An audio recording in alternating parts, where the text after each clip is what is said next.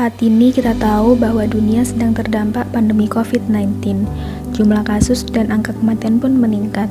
Melonjaknya angka kasus COVID-19 membuat banyak orang datang ke apotek untuk membeli obat-obat tertentu yang sebenarnya obat tersebut tidak boleh digunakan sendiri tanpa resep dan petunjuk dari dokter. Obat tersebut seperti antibiotik, di mana stoknya mulai menurun akibat diburu oleh banyak orang. Lama-kelamaan obat-obat tersebut dapat menjadi langka.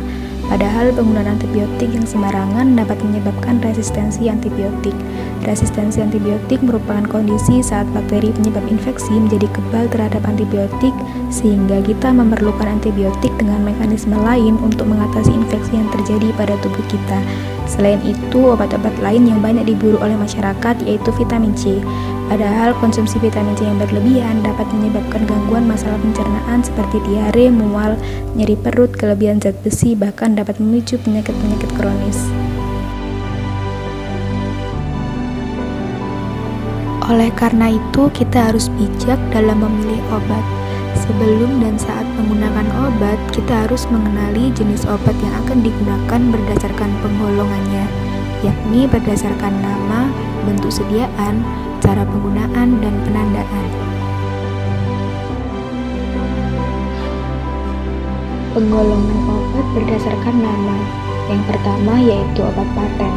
Obat paten merupakan obat yang masih memiliki hak paten dan hanya dapat diproduksi oleh produsen pemegang hak paten.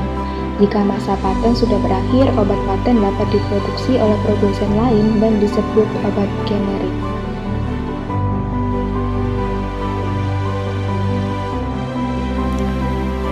Obat generik dibagi menjadi dua, yaitu obat generik berlogo dan obat generik bermerek. Obat generik berlogo harganya lebih terjangkau dengan mutu dan khasiat yang sama dengan obat generik bermerek.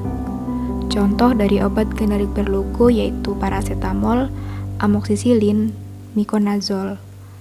Sedangkan obat generik bermerek merupakan obat generik yang menggunakan nama dagang dari produsen obat. Obat generik bermerek ini seringkali keliru disebut sebagai obat paten, padahal bukan. Contoh yaitu Panamol dengan zat aktif paracetamol, Amoxin dengan zat aktif amoxicillin, Dactaren dengan zat aktif miconazole. Yang kedua yaitu penggolongan obat berdasarkan bentuk sediaan.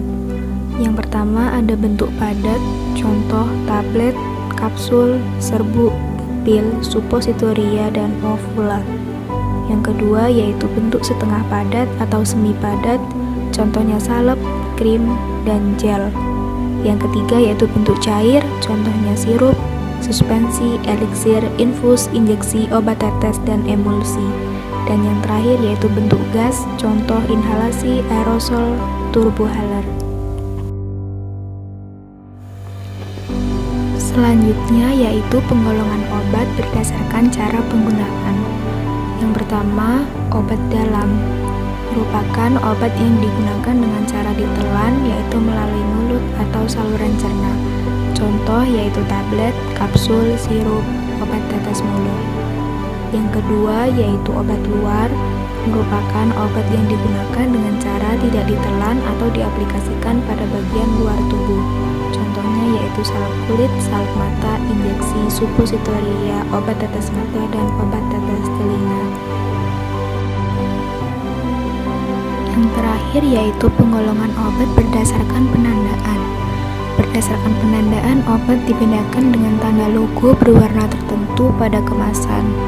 Yang pertama, obat bebas. Obat bebas merupakan obat yang dapat dibeli tanpa resep dokter. Pada kemasan diberi tanda lingkaran hijau dengan garis tepi berwarna hitam.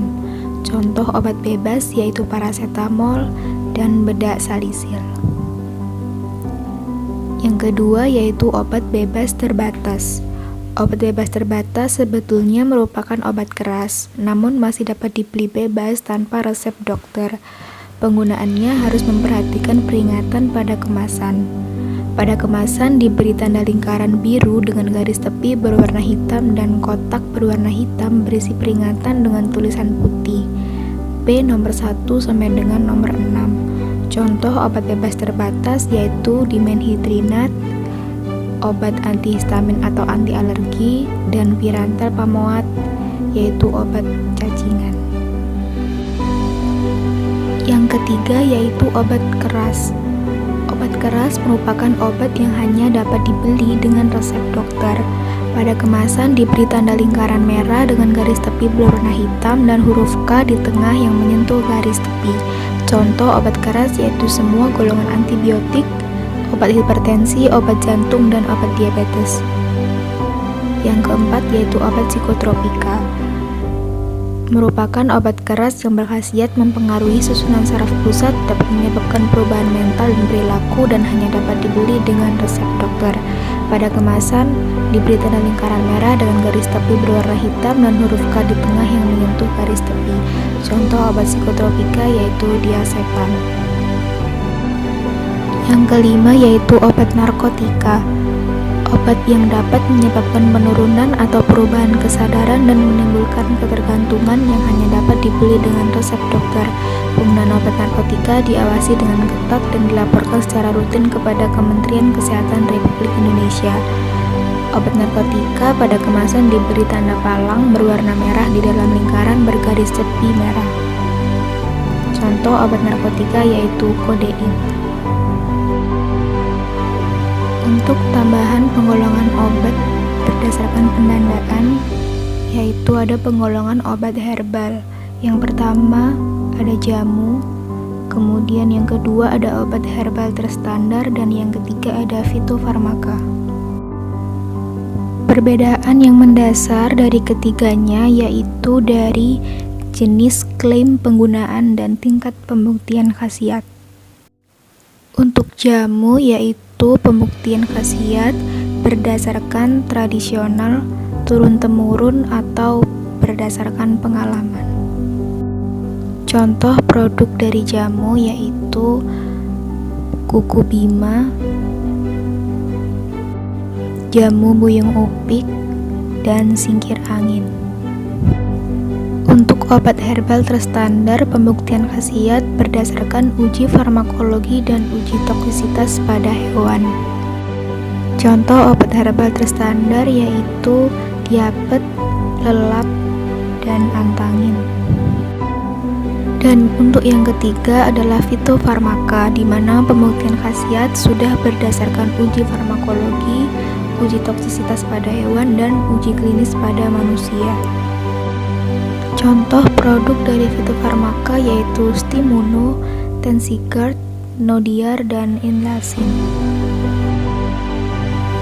Sekian video kali ini, semoga video ini dapat bermanfaat dan semoga kita dapat lebih bijak lagi dalam memilih obat.